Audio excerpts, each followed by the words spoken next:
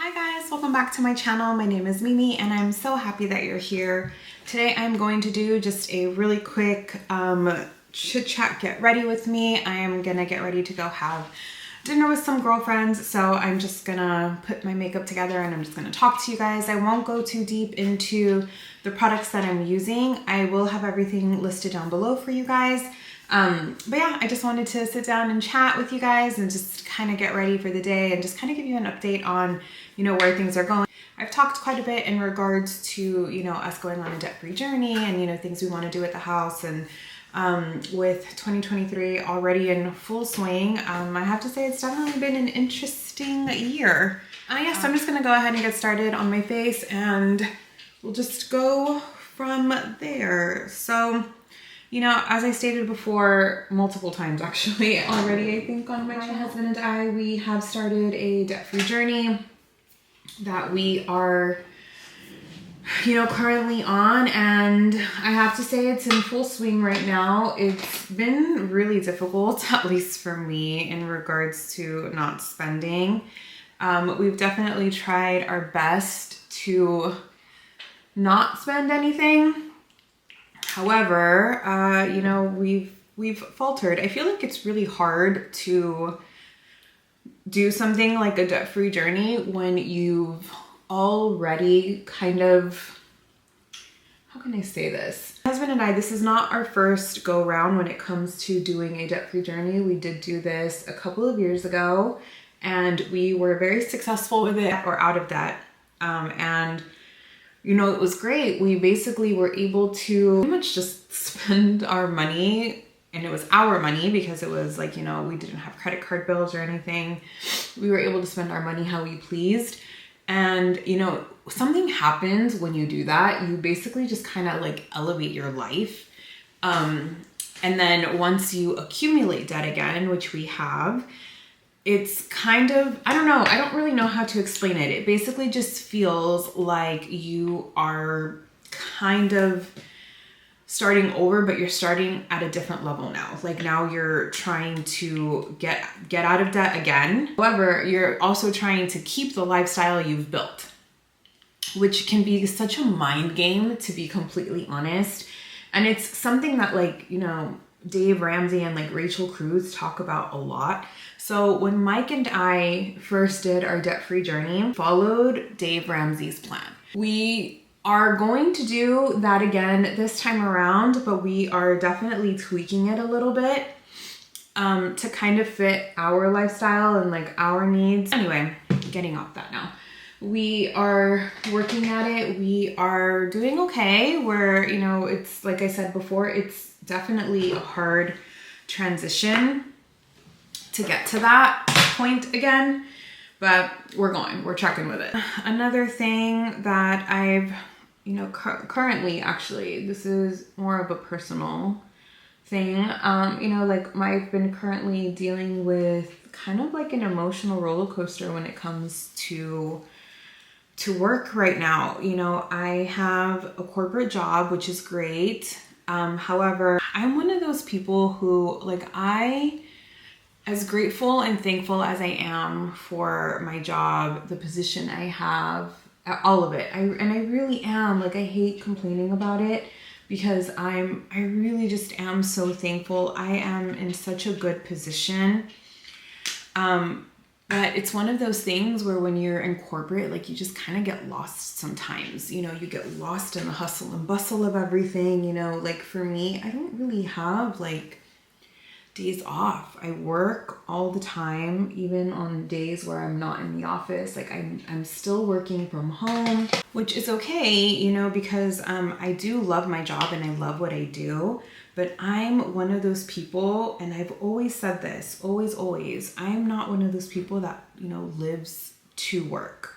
I work to live. I love taking vacations. I love going away, seeing new places. Travel is my love language. Five love languages. Well, for me, travel is one of them. So there's 6. I just sometimes feel like you just get so lost when it comes to corporate jobs, And not that it's a bad thing. It's not.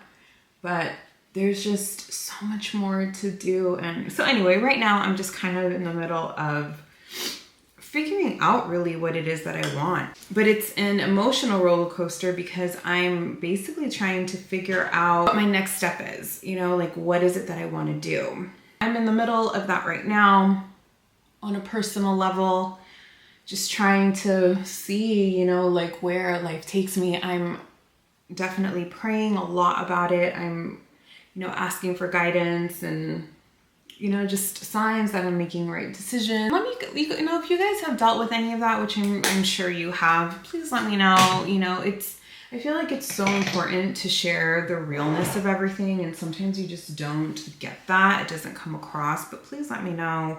I honestly feel like you're as strong as your community, and I'm very fortunate that I have amazing people in my life. And you know, like, to be honest, like as of right now, I'm really enjoying YouTube. Like I said before, I've wanted to do YouTube for a really, really long time. I actually really enjoy like the process. You know, I was actually kind of surprised at how much I did enjoy it, just because I was so nervous, to be honest, to start a YouTube channel. And the reason for that is because I was so afraid of the scrutiny that would come with it. So I have been bullied. I was bullied when I was in school. Funny thing is, my story about my bully was, she was actually a family friend. I grew up with her. You know, I would spend like weekends with her all the time. She was always around my family. But then once we would get to school, it was like I didn't exist, and she would just pick on me. And, you know, just make me cry all the time in school. And, you know, I was just a really sensitive kid. I'm still a sensitive adult. She just made my life hell in elementary school. So basically, I was really afraid of YouTube because of that reason, because I have been bullied. I know what that's like. And I didn't want to open myself up to it. But, you know, I'm older now. And the older that I get, the more I just embrace who I am. You know, and it takes a long time for that to happen. It really does. It doesn't happen overnight. I honestly feel like your 20s are just such a shit show. You know, you are in this stage of your life where you feel like you are so far behind from where you should be.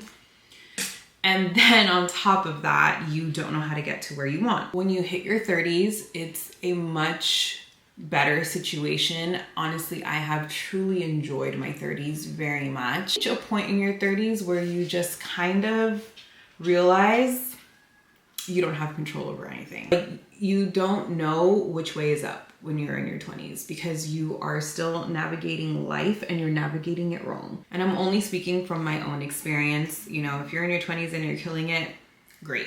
When I was in my 20s, I was not. About my husband and I think we're gonna try to go to Hawaii this year. We've kind of been talking about it quite a bit, and we do have some airline miles that we have not used, which I'm really excited about. I actually have never been to Hawaii, so if you guys have and you have any recommendations, please let me know. I'm totally open to them, because I have no idea what we should do there. I mean, I can definitely do research on it. That's not a problem. But if you guys have recommendations, please let me know. One of the things I'm going to miss the absolute most, I feel like, this year, because we said we weren't going to be able to really travel.